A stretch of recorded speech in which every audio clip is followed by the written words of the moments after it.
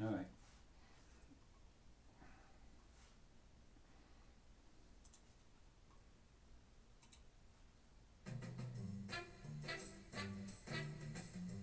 Oh my God. We could be streaming live this time. All right, that's good. Hey everybody, this is the Jimmy Doan Show. This is Counselor Curtis. I'm here with Jimmy Doan. And I'm Jimmy Doan here with Counselor Curtis. That's right. Today is September the 12th. If you're not receiving this video in super high quality or it's a bit staccato, sometimes that happens with our current technology, which we're soon to be improving, but if that happens, I will be uploading a better copy in just not too long after the show. So stay tuned or come back in an hour if it's too much. But thank you for tuning in.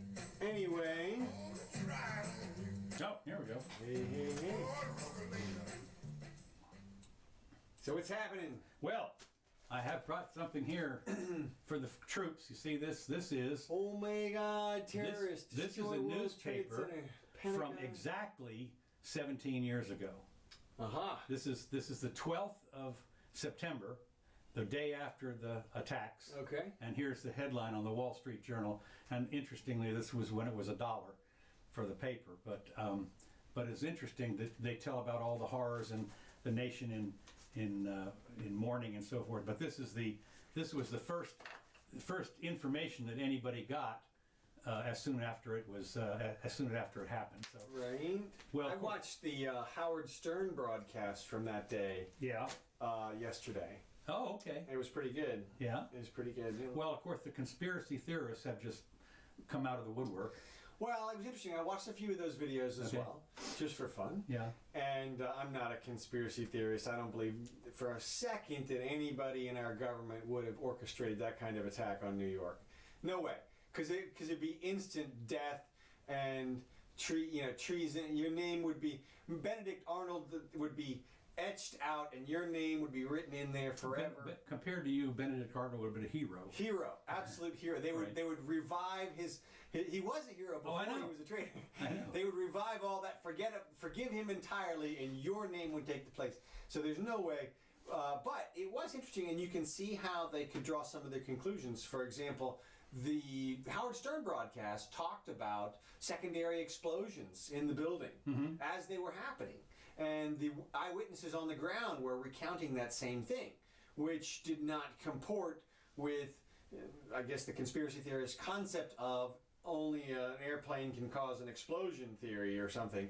My theory is, of course, they were gas lines and other things that were obviously being disrupted on a large scale. But you saw those things in real time. It was interesting to cut against the conspiracy theorists' accounts. They said things like, well, the government knew right away it was bin Laden. Well, Howard Stern knew right away it was bin Laden.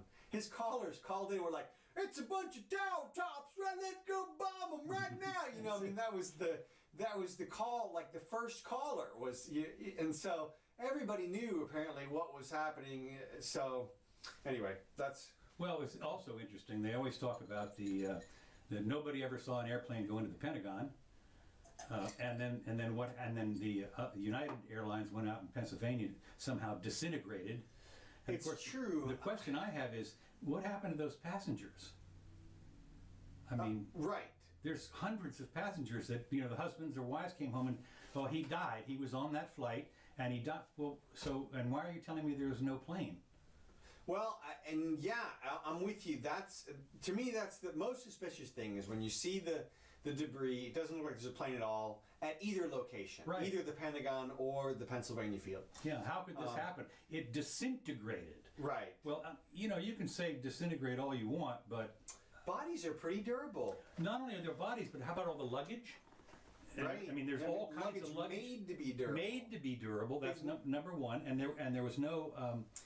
We don't know for sure, but I don't believe there was any fire, any big conflagration in Pennsylvania, when the plane just disintegrated.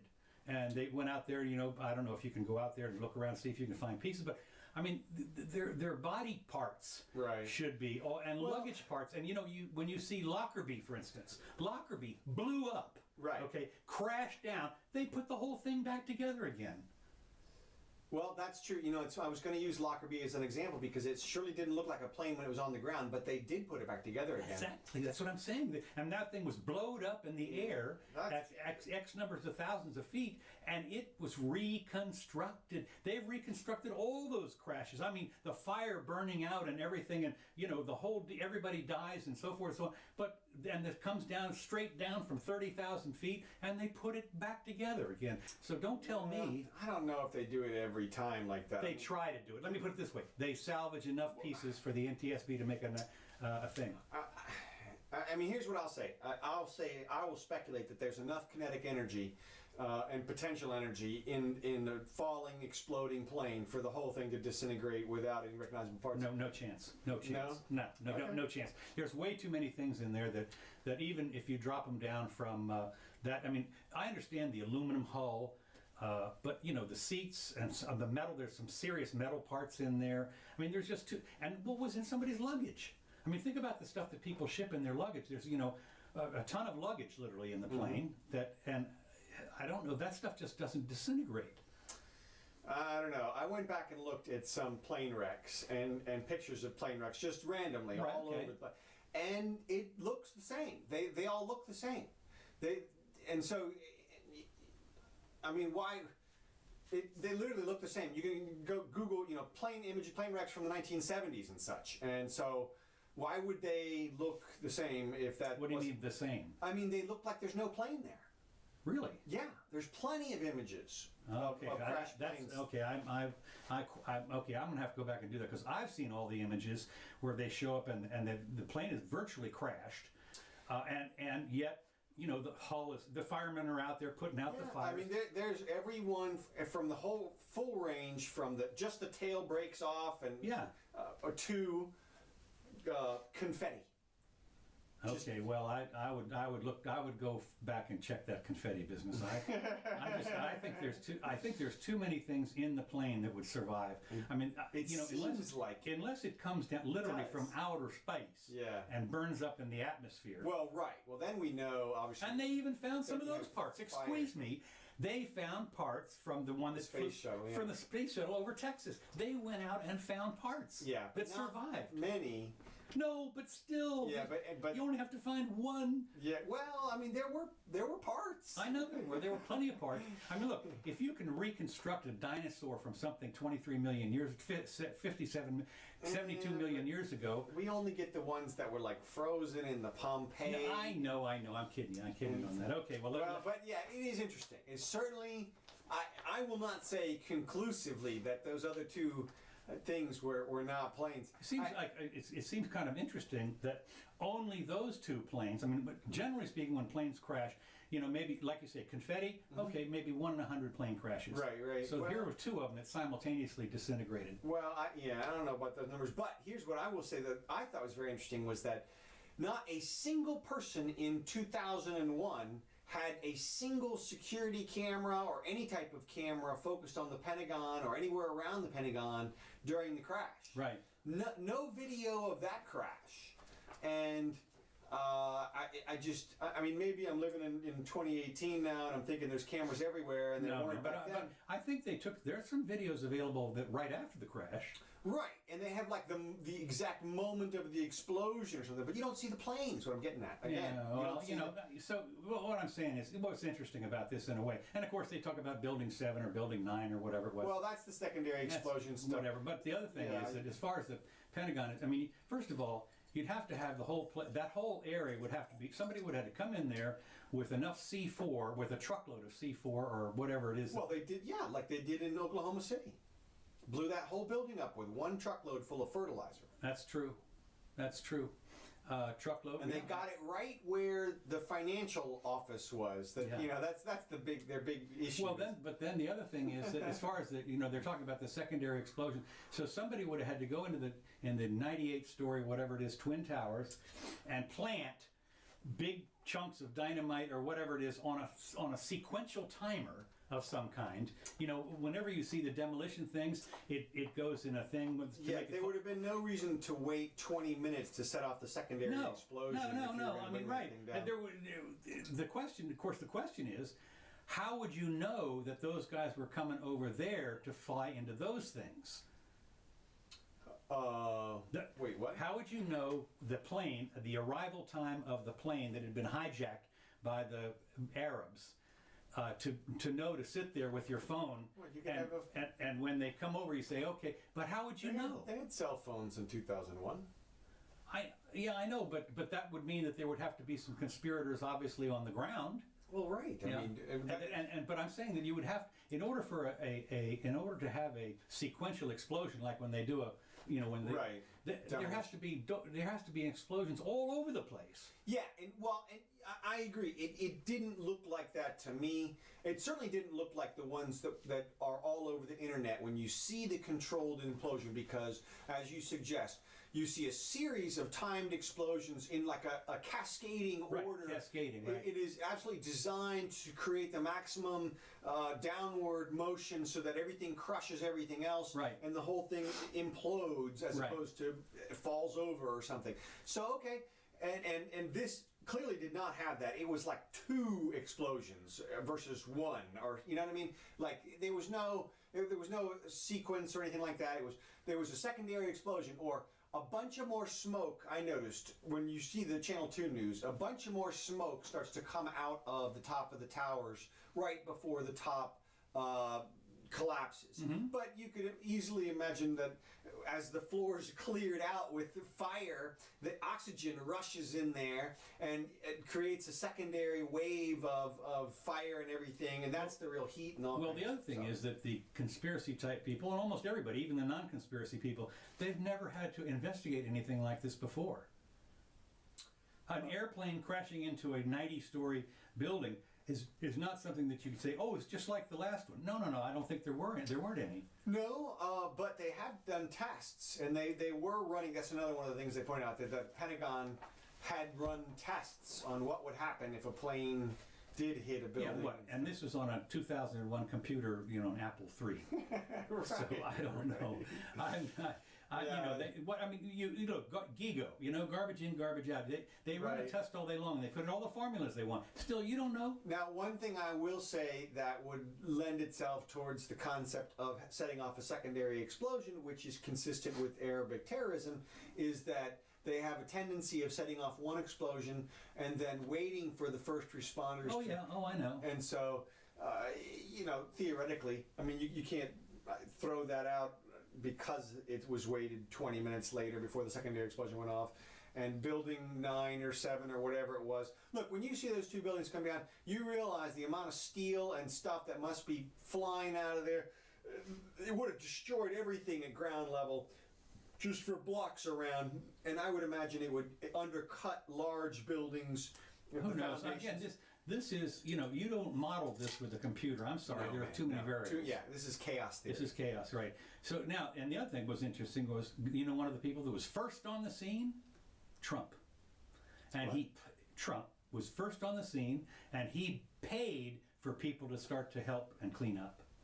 Oh yeah? Yeah, I mean, they have a picture of him there. He was, one of the first responders. Because he's all over the internet And today. People are saying, he didn't do nothing. No, he did more than anybody. I mean, he didn't go up there and like Bush, and say this is a shame. No, he actually hired out of his own money people to help with the Well, he cleanup. must have had a lot of real estate in that. Yes, of course. But I'm saying, Right. Okay. But still, he was in there paying money. He wasn't just, sitting back and let somebody else do it. Well, that's true. So anyway, okay, moving along. Yep. This is in no particular order, unfortunately. When I do these things, sometimes I can't put them all in order. Anyway, President Donald Trump's national security advisor, this is Mr. Warhawk himself, warned the Syrian, Bolton, right. Syrian government against using chemical weapons in the impending battle for Idlib province, the last remaining rebel stronghold populated by more than 2 million people. If chemical weapons are used, National Security Advisor John Bolton promised the U.S. would deliver a counterattack that's far more severe than the 2 previous assaults authorized by Trump. Now, the question is, what do you think, do you think there might be a chemical attack? What are the odds? They just went way up, I think. I'm saying, it doesn't matter what's going to happen. Oh, there's the chemical attack. That's right. We're going to go in and, they decided to keep, I think, 2,000 American citizens in there, like out infinitum forever. Troops. Yeah. Well, they're technical advisors. Right. Okay. That's right. So they're going to keep. Well, and of course, what happens is when the Syrians do beat the rebels, they're apparently that's a big deal. And now we're going to have 2,000 of our troops in there. Where are they going to stay? I mean, they're on somebody else's land. They're not going to stay nowhere. They're going to get out of there. But Turkey apparently just jumped in on our side. Was that right? Yep. Trying to make amends, huh, Yep. for all this stuff. Yep. So they've got fresh troops in arms headed down there for the rebels. God. So we'll see how that goes. Yeah. No. What could possibly go wrong? Yeah. What could possibly go wrong? Of course, the arms dealers and the arms manufacturers are doing a little high five dance. Oh, sure. They're loving it. It's a good one. Imagine, yeah. Okay. Well, what was I going to say about that? You said Syrian troops. Longest war we've ever had, of course, in Yemen now, or no, What? not in Afghanistan. in Afghanistan, right? Yeah, yeah. Well, yeah, it's been like that. We've been just. It's interesting because we helped Bin Laden throw the Russians out. Right. And then now we're Hey, that looked like fun. Yeah. Okay, so anyway, we're going to see what's going to happen with Syria. Oh, what I was going to say is, it's funny that they talk. This is the height of hypocrisy and irony for somebody to come out and say, A, we're at war with you. B, we don't want you using your really bad weapons against us. Right. Okay? And if you do, we'll use even worse ones again. We'll show you what really bad is. yeah. I mean, where does he get off? If the moral high ground is you can't use X bad weapons. This is Bolton we're talking about. No, I know. I'm just he pointing out. commands the moral low ground. I just think it is remarkable that a person of his political stature can come out and say something like that, and he's not just summarily laughed off of the TV. I mean, I can't. It is literally the equivalent of saying, "Don't hide behind those trees with your danged Indians. Come out and fight fair. We redcoats will be out in the field. Yeah. And dang it, quit firing them arrows. Yeah. They hurt and stuff. I mean, it's crazy. No, it is absolutely insane. The whole thing's insane. So on a lighter note, in an area school in Georgia recently sent home consent forms informing them of a new corporal policy at an area school. The superintendent says that they received a little over 100 forms back, a third of them giving them consent to paddle the child. What they're just doing, they're reinstituting the paddle punishment, right? Mm-hmm. So in this school, we take discipline very seriously. I gotta love it. It's great. I mean, there was a time when corporal punishment was a kind of norm in school, and I can tell you from personal experience, in the 6th grade, this is in the 40s. Right. I got paddled, so Well, look, here's go finish up. Okay, you heard the Joy School for Innovation and the Classics, a K-9 charter school, is bringing back paddling students as a form of discipline. It's just one more tool that we have in our disciplinary toolbox. Parents got a consent paddle form if they were okay with administrators hitting their child with a wooden paddle. The form spells out, a student will be taken into an office behind closed doors. The student will place their hands on their knees or a piece of furniture and will be struck on the buttocks with a paddle. Well, they have to do it that way, but I like this for a number of reasons. Okay.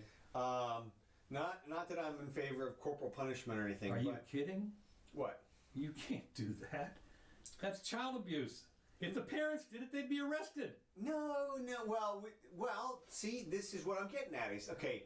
I have heard some judges say that, and I have heard other judges say, "Look, a spanking is perfectly acceptable, and that it's been going on for a long time, and nobody, there's no permanent injury or anything like that." But here's the big thing is this. What?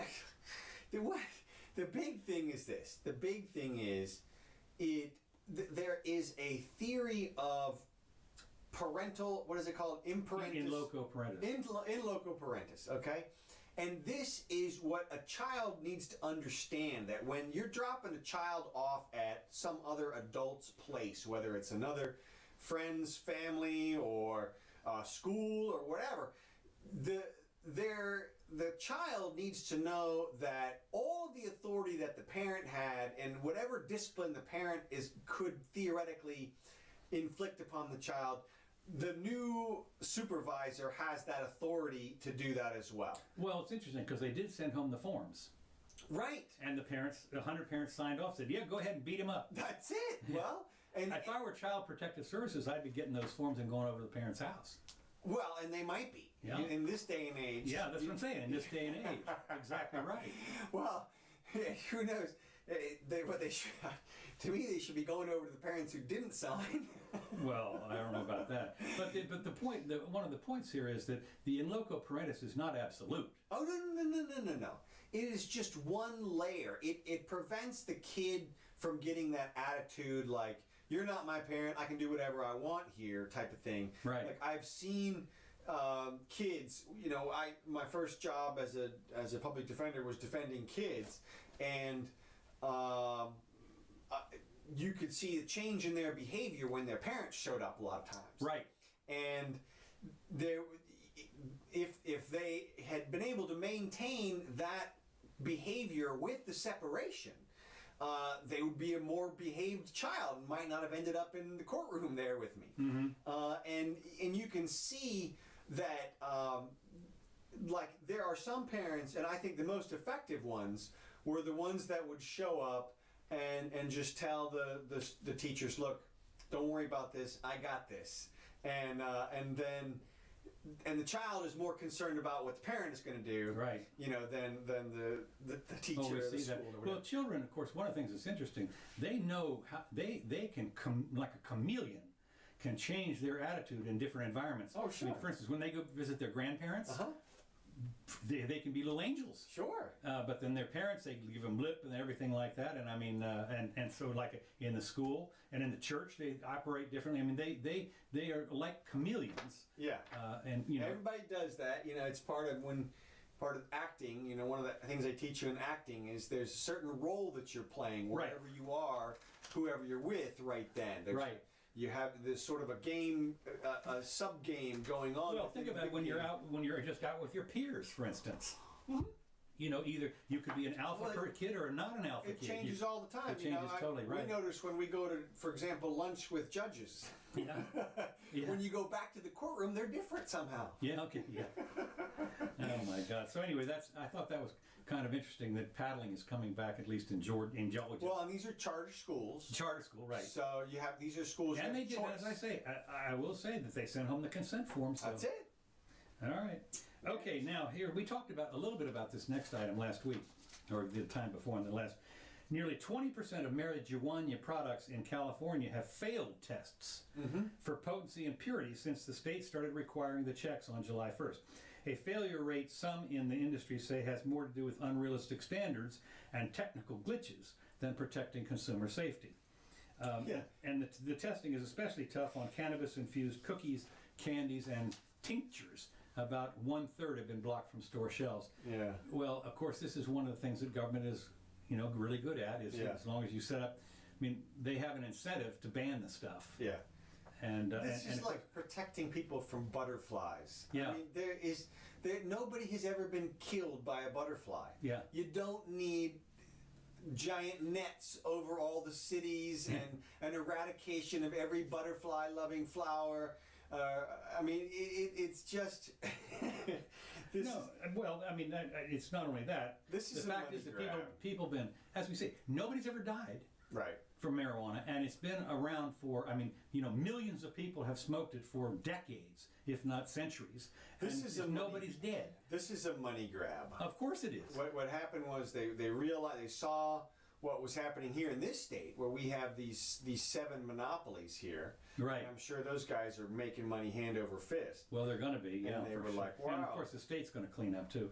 For example, a marijuana bud that's tested to show a different potency than what's on the label can be relabeled and sold with the right specification. Whatever, I don't know. So the was designed to examine these buds to see if they were somehow poisoned or had unsuitable for eating or smoking. But here's what I like about one of the paragraphs in this. Mandatory statewide testing is a new thing, and it's going to take some time for everything to run smoothly.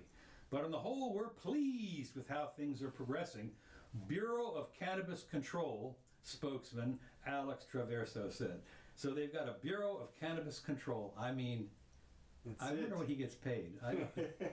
And I mean, there's people living, that's a whole, that's a whole bunch of people. The Ministry of Cannabis. He's the cannabis control czar.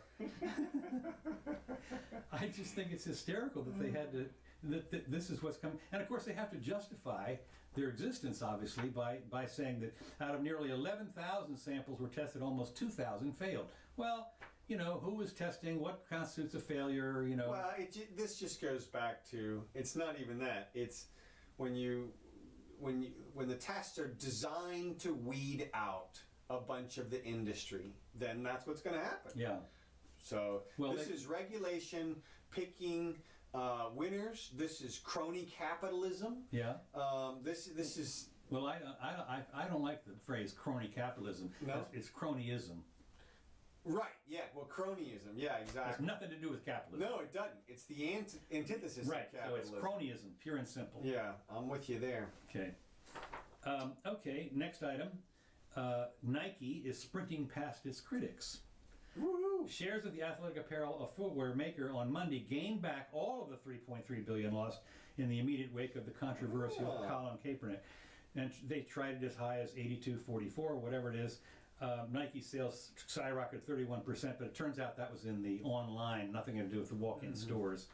But anyway, that the stock's recovery comes on the heels of a report on Monday that the mayor of a New Orleans suburb is banning, can you imagine, banning the city's Parks and Recreation Department from purchasing Nike products because of Nike's political message.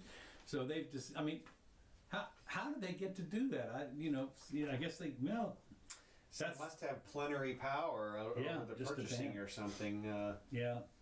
Okay. Well, so that's about that. The next other item I've got is, which I thought was interesting. Senator Angus King, independent from Maine, on Tuesday compared the Russian election meddling to the terror attacks of September 11th, 2011, during his remarks at a 9/11 remembrance in Lewiston, Maine. Now, I mean, this is amazing to me. You understand that. Well, about the same number of people died. Yeah, right. Yeah, same number of people died. Right. Same number of buildings were demolished. That's right. And That's right. First responder tragedy, obviously. It's just and of course the fact that the Russian meddling is a foregone conclusion a priori. Oh yeah, well it's and of course we're guilty until proven innocent here, right? I mean, but what I'm saying is that they how much damage can you do when you put a post on Facebook or something saying vote for Hillary or vote for Trump or don't do this or whatever? I mean, right. Meddling is they offered dirt on Hillary. Yeah, which is like, to me, how is that not legal anyway? Well, not only that, then of course the dossier was the dirt on Trump. Right. Turned out it was the Hillary people that went and paid for that. I mean, it's just on and on and on. I mean, meddling goes on everywhere. It's everywhere. It's they meddled around in here, obviously, when they. I mean, in different ways. But the other thing is that again, we don't go to this party with clean shoes. I mean, we meddle in everybody's election. So the hysterical part is we're saying, well, we can meddle in yours, but by God, don't you meddle in ours. I think this is just a clamoring. It's a diversion. It's another diversion. From what?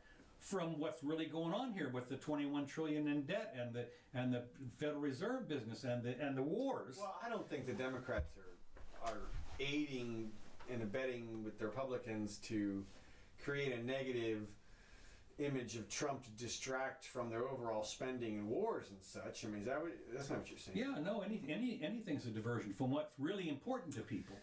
Well, I just think that they're attacking it at every turn, whatever they can say that's negative. I mean, this is,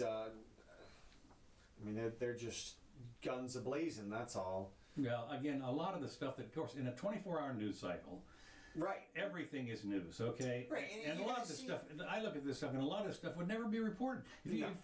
It's just simply wouldn't be. And now we see what we see are derivative stories. Like, Right. Now we see a story that says like, Trump's name was mentioned in stories 1,100 times with the word impeachment.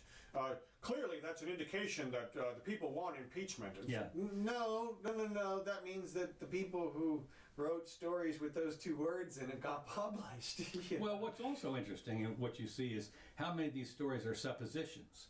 Right. This is what we think will happen. Clearly, they're just on and on. It's a wash with that kind of stuff. Yeah. So. Okay, this is moving on. Mm-hmm. This is has to do with the internet. In Brussels, the European Commission will propose new laws on Wednesday, today. Oh, which reminds me, today is the day that big Apple announcement. I'm going to wait. I have to wait and see what that is. Oh, yeah? Apparently, there's a new watch and all kinds of good stuff. We always love Apple's announcements. But Sure. maybe we'll talk about that on Sunday. Wednesday, the European Commission will propose new laws on Wednesday, giving Google, Facebook, Twitter, and other internet companies 1 hour to remove extremist content, or they will face fines. The Commission told such companies in March they had 3 months to show they were removing extremist content more rapidly, or face legislation forcing them to do so. Now, of course, obviously somebody has to determine what extremist content is. You know, there's Well, they'll pick a neutral, non-partisan, non-apolitical group. czar. Right, czar. So the commission wants content inciting or advocating extremist offenses, promoting extremist groups, or showing how to commit such acts to be removed from the web within an hour after receiving a corresponding order from national authorities. The proposal needs to be backed by a bunch of the countries, I guess. And providers systematically failing to remove extremist content could face fines of up to 4% of annual global turnover, whatever that means. Content providers will, though, have the right to challenge removal orders. But I mean, the fines are going to be, you know, Google's already been fined like, I don't know, $1 billion over there for something. I forget what. Yeah. So- I don't know if this is just a money grab by the politicians. It always is. Or if it's just grandstanding for the next election. Oh, look, we went after these guys for these hate stuff. You know, we're in control of the big tech people. But who's going to determine that it's offensive content? Nobody cares about that level of thought. We will find a benevolent, a little old lady who's never done anything wrong. She's like a school teacher, grandma, and then she will be the ultimate arbitrator. I don't like that. Bam! I think we should take that down. Exactly. Arrest those men. That's right. More with Google. Google has battled against France at the European Court of Justice, which is kind of an oxymoron, in a landmark case to determine people's right to be forgotten online. Now, this is kind of interesting. The right to be forgotten could censor search engine Google, Bing, and Yahoo in Europe, banning them from sharing people's personal information online if they've been asked to erase it. Well, one of the things that happens, and we go on here, it's the Google. Well, let me put it this way: Google is seeking to overturn a 2014 ruling in Spain, which allowed for the permanent removal of information that people consider out of date or embarrassing. The original case was brought on behalf of Spaniard so-and-so who claimed an irrelevant news article about his insolvency in 1998 appeared at the top of Google's search engine result years later. Spain's data protection agency, blah, blah, blah, in Spanish, rejected the complaint against the publisher but demanded that Google delist the information from its site. Now, I can tell you right now what's interesting. What is interesting, I can tell you from personal experience. If you Google a name that shall not be mentioned right now, hi, the first thing that comes up is this guy's an idiot. It was from exactly a decade ago, 10 years ago, in March. I wrote a letter to, or this person, excuse me, wrote a letter to the Gainesville Sun, an op-ed piece, And what it was the libraries, the public libraries, not the school, and not the law library, or not the medical library, and no private libraries. I said, but the public library was sucking up a lot of money, and it should be, you should sell it off. And the reason is that nobody does any serious research anymore, because even back then they had Google, and if you wanted the latest stuff, think about it. When you get a research paper delivered to the local public library here, it's months and months and months, if not years, out of date. Yeah. That's for openers. Also, it ends up being a babysitting service, and here locally, it was not a hideout, but it was a refuge place where the quote homeless people could go take a whiz. Yeah. And yeah, well, I agree with the writer. well, then I can tell you that there was a deluge. There was nobody that agreed with me. The letters to the editor for the week after that were just, this guy is a criminal, whatever. Hate. I mean, you talk about hate speech. Whoa! I mean, it was really bad. So anyway, the point is, when a person Googles that name, the first item is this guy's an idiot. And so, when you talk about getting, getting something erased, I mean, I don't care, obviously, but I can understand why, after decades, that this guy might understand that this is old news. Yeah, I mean, I think, unfortunately, his assertion contradicts itself when he says that an irrelevant news story appears #1 on Google. That doesn't make any sense. The whole point of it being #1 on Google is that it's relevant. Exactly. Yeah, that's true. So that's true. What you do, the way you get around that is you have other stories which are more relevant, or you take control of the narrative of that particular story. The #2 story references that story and is linked to that and says that story's a bunch of bullshit, and everybody sees that. Whenever you open up a story these days, you usually look for the first 2 or 3 things around it. Well, they have Google, Google, all those people, rank the stuff in order. Yeah. You get, on some of the times you have to go through 3 or 4 pages to get to a story that you like. And not many people are not going to do that. Right. That's kind of a bias. There's no question about it. Well, I think more and more people are understanding that Google is not just a machine, that there are people behind the machine. Right. And that the inherent biases and the selected biases of those people are in the Google. And so you cannot rely on it to give you just completely random neutral results. No. That's not what it does. No. So I will very often click to the second or third or fourth page just to see if there's a different category of results that comes up. Sometimes when you search for very generic things, you get completely... Yeah. Well, the other thing, though, is on a lot of these stories, it really pays to go through the comments. Yeah. Because for sure. On some of the stories that are I found that are lefty stories, all the lefties show up and say, "Yeah, hooray! Yes, this is good. This is it's not anything that Bernie Sanders puts out, for instance, all accolades. There's nothing bad about him. But on some other stories, boy, I'll tell you, they say you're an idiot. You can't do this. This is they'll take him to task, and of course they'll also take occasionally the right wing stuff to task also. But the comments can tell you an awful lot about, because a lot of them in the comments will give you a link to something that is more dispositive, or whatever, that's more interesting. And yeah, the comment section is like having an Ask the Audience button from the Who Wants to Be a Millionaire thing, and you get to survey the audience about what they think about that, and they can bring the writer back to. Well, you'll see what you'll very often see in the comments is you'll see this comment, and then the writer will respond to that. Oh, I don't really look to see who is doing the writing. I do. I just no, I'm sorry, I do that all the time. Mine don't match up very well. I'll go to see a comment and I'll look for the replies, and all the replies will be to some different comment and stuff like that. No, well, okay, I don't know. You have a poltergeist in here anyway, so we don't. But the other thing is, though, that's interesting is Google is here's the problem. Let me just see here. Okay, I'm sorry. That was to continue on Google in another case. Arizona's top prosecutor is investigating Google for its location tracking practices.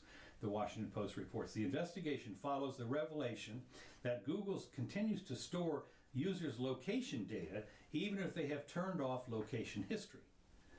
Now, one of the things that's kind of interesting about this is even when your phone is off, they can tell where you are, especially if you're using Google Maps. And I can tell you from personal experience, you can say what you want. Of course, that one thing, it can either give you an alibi or it can lynch you. Yeah, exactly. And the only way you can turn it off is to put it. What I do is keep an empty aluminum bag of chips. Oh yeah. And you put your phone in there and seal it, and that There way you go. and nothing. But I will say this: that using Google Maps, I was coming home one day from a trip, and all of a sudden on my route it lit up kind of yellowy or something, meaning there's a traffic jam here. I was able to turn off and go around it. Sure, and that was great. Oh yeah, yeah. And so I mean, but the phone was off. I mean, except for Google Maps. And so the point is that you know I was communicating all the time with that stuff. Of course, since then I started to use Waze, which is kind of interesting. But the Google Maps helped a lot on avoiding the traffic jams. So, but I can understand that why they they're worried about tracking consumer location even when they turn off location services. It's a brave new world of no privacy. I keep waiting for the cloud burst, RFID cloud burst. The figure what they'll do is you create a whole bunch of dust-size RFIDs which measure all sorts of things like all sorts of biometrics and location and everything. Oh yeah. And then you just drop a gadrillion of them over a quadrillion of them over the United States, and then as people inhale them and they get assembled in their body, they communicate with one another so that they group, and you say, okay, we're all in this body together, so to speak, and then they all coordinate and just radio that information to the central authority. Well, except that you have to be close to something. For an RFID to work, you have to be, a couple of feet. Well, the technology's not quite there yet. Okay, that's right. Well, the other thing is, I mean, the first thing that you can see, the private enterprise people would come up with a drink that would cleanse your body. Well, that would be good. Yeah, that's what I'm saying. Of course, you poop them all out. Is that? Wait a minute now. And the RFID would be in the sewers, all over the place in the sewers, and that's. Well, then they turn off. See, that's what the thing. Oh. The thing would be is you'd have it so that when they group together and do a nice clump in somebody's lung or something, they would. Well, because you inhale, or they'd be designed to float to a specific location. Stick in your gallbladder or something. I don't know, where they could measure. Probably your brain stem would be a good spot. They can measure all. Well, I'll tell you, one of the great places that does communicate with your brain constantly is your gut. There's a lot of the biome. Else, but the biome is Yeah, well, yeah, exactly. Once they get people to eat them, then they're golden. Yeah. Okay. Moving along, this is another thing on the social media. Attorney General Jeff Sessions is exploring a potential investigation of social media companies and will be briefed on September 25th by Republican state attorneys general who are already examining the firm's practices. The meeting, which will include a representative of the Justice Department's Antitrust Division, is intended to help Sessions decide if there's a federal case to be made against such companies as Alphabet, Google, Facebook, and so forth, Twitter, for violating consumer antitrust laws. The people they asked, and of course they asked not to be identified. Sessions hasn't made up his mind about whether to proceed. What's amazing, of course, is that he's considering anything at all. To me, the potentially improper business practices. What I mean, it's private. They're private companies. I mean, they got to make up something. They got to justify it. These companies are taking over. The internet has really allowed companies to circumvent the regulation and the government in big ways recently. If you think about the emergence of all the social media, and then Airbnb and Uber and these companies are growing so fast and evolving faster than the regulators can even figure out what's going on. Yeah. So I keep expecting a backlash, a sort of governmental clawback, whereby the regulators and lawmakers come in and say, well, these things are dangerous and got to regulate them. They're exploring to see if antitrust laws. I mean, Or that, yeah. I mean, they can, when they use. You're just too good. You're too big, right? No, they did that in the early 1900s. I know. If you're just good, too big. you're just too good. And of course, what's interesting, it takes something bigger than you to tell you you're too big. Right. I mean, so I'm trying to think. Well, wait a minute. Who right. are you to tell me this? Except that you're bigger and have guns. Well, and benevolent. And benevolent. Yeah, that's you right. gotta remember that. That's right. I keep forgetting benevolent. Yeah, of course. They're wise, philosopher kings. That's right, and they've been selected, interestingly, by the less benevolent. But yeah, they're smart enough to know who the benevolent people are. That's right, and they are ultra voters are very benevolent on voting day. Yeah, and they select the most benevolent. That's right. I remember when I was growing up, my mother or my parents had to go out to do something, and they selected a babysitter. And of course, they tried to select the most benevolent babysitter for me. She was horrible. She used to beat the crap out of me and my sister. And I would tell my mother, I said, but she's killing me. And no, she couldn't be. She's just fine. Yeah. So, fine. I forget what it was. Finally, they believed, but I mean, they didn't believe me. So I thought that was kind of interesting. Amazon has officially entered dystopian territory by banning an entire range of dating advice books because they violated unspecified, quote, content guidelines. This controversial author, Roosh, whatever his name is, revealed the ban last night. Amazon has removed 9 of my books from sale, and so forth. And they won't tell me the reason, and so forth. Some of these books have been on sale for over 5 years. Rush Limbaugh? No, yeah, right. Oh, no? No, I can't, I'm looking here, Valizade or something, I don't know. But the point is that it is kind of interesting, if it's true, if it's true, it'll be kind of interesting that they have apparently read the book and decided that it was inappropriate content. I can remember when I was growing up, Lady Chatterley's Lover was not allowed in the United States. Yeah, ours was Catcher in the Rye. No! Oh, yeah. I was in my senior year, I had to read Catcher in the Rye. Yeah, well, I think they brought it back like in my senior year or shortly thereafter. No, it wasn't allowed in the high school, and then I read it in college, something like that. But I remember reading it and thinking I must have read a truncated version because abridged, right? There was nothing in there. A Bowdlerized version, as we say. Yeah, there's nothing. It was like innuendo, like a small amount. I read it, years and years before you were born. A decade before you were born, I read the book, and we discussed it in English class. I just don't understand. Don't read that book. Yeah, don't read it. You will not get that time back. So maybe they'll do that. All right. In further news, moving right along here. This I thought was Satan. Satan is attacking bishops. They must fight with prayer, the Pope says. That's right. Pope Francis gives the homily as he celebrates the morning mass at the chapel of the residence, the Domus Sanctae Morte at the Vatican, September 11th.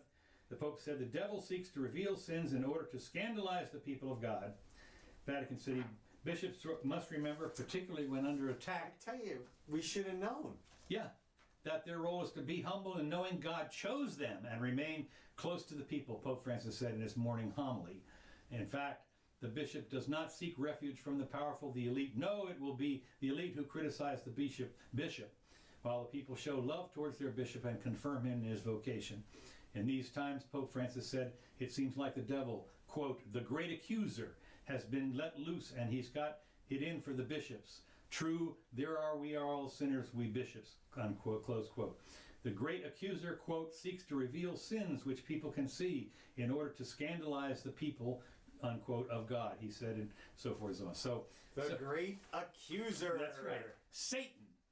Satan has gotten in all this child abuse and everything like that, and so forth. Satan. Damn, I was really liking this Pope. I thought Satan. I tell you, I thought the great accuser. I thought he was doing some good stuff up until this, and now somebody online said if the Catholic Church is convicted of these new charges, they won't be able to build a Catholic church within 500 feet of a Catholic church. Right. Or a school. Or, that's right. So, this is, it's... Well, how about not within 500 feet of a mosque? Any church. itself is the thing. You Oh, want right. Okay. Yeah. that's the ultimate. Yeah, because of course a church is a safe place, Right. for kids and families and such. Not so much for kids. Wow, this is just crazy. So, well, I don't know. And it's interesting because in Europe they're getting into there's some places in Europe that are also found vast amounts, thousands, in Ireland and some other places like that. Apparently, it's not only the United States. Well, this will obviously be a big secondary shakedown from the last one. So, Well, you think about it, when the Catholic Church, of course, with Martin Luther and his things on the door, because the church had become so corrupt at that point with the indulgences and all that stuff. yeah, so it was all cleaned up after that. Right, all cleaned up, that's right. So, Well, yeah, if you were a Lutheran. yeah. Well, of course, that's when you became one. Well, right, Yeah, exactly. and that was the first break. But it's just amazing to see the battles between the Protestants and the Catholics, of course, and especially in England, in our history. Boy, they really went back and forth. No, they didn't call them infidels, heretics. Mm-hmm. They were heretics. And Yeah. Well, so I guess we'll see. I guess the Bishop of Rome, has called a meeting of the bishops worldwide. has he? Yep. Oh, I didn't know that. Okay, good. Yep. So Are any of them going to get flogged? I don't know. They're gonna get together and play Twister or something. Yeah, I don't right. know what they're gonna do, Yeah. but we'll see. We'll see what comes out of it. Okay, well, that is the extent of my stuff. That's all you got there. That's all you got, man. I got a couple of things. Okay. Did you see that a Swiss village is going to try a Basic BMI? income. Exactly.